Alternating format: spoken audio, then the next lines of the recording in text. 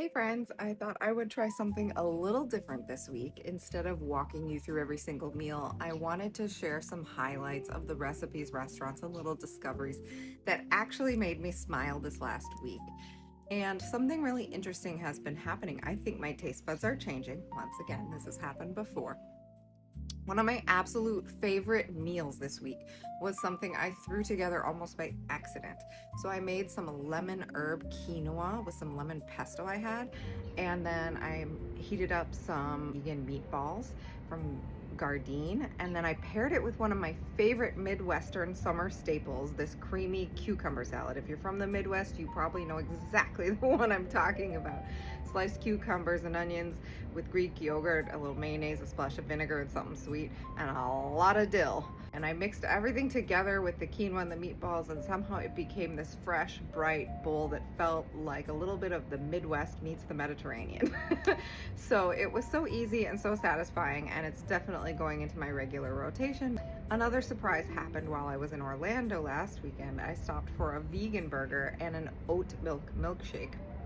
Now, the funny part is that the burger actually surprised me for the opposite reason than I expected.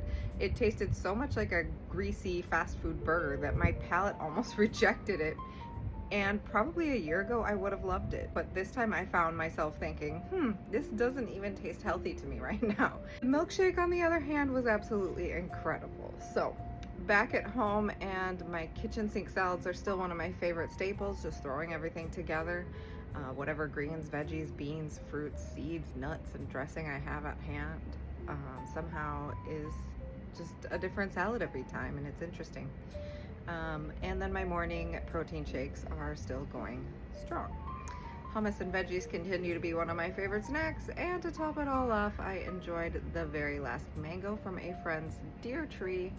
And if you've ever had a truly tree ripened mango, you know they're absolute perfection. As I look back over the week, I think my biggest takeaway isn't that I'm forcing myself to eat differently, it's that I'm discovering foods I genuinely love. And when healthy choices become meals you actually look forward to, that doesn't feel like a diet anymore. So it just starts to feel like your life. Today's journal question for those out there is, have your taste buds changed over the years? What's one food that you genuinely love now that you would never have chosen before? Or something you've completely rejected? I'd love to hear your favorites. All right, we'll see you again. Ciao.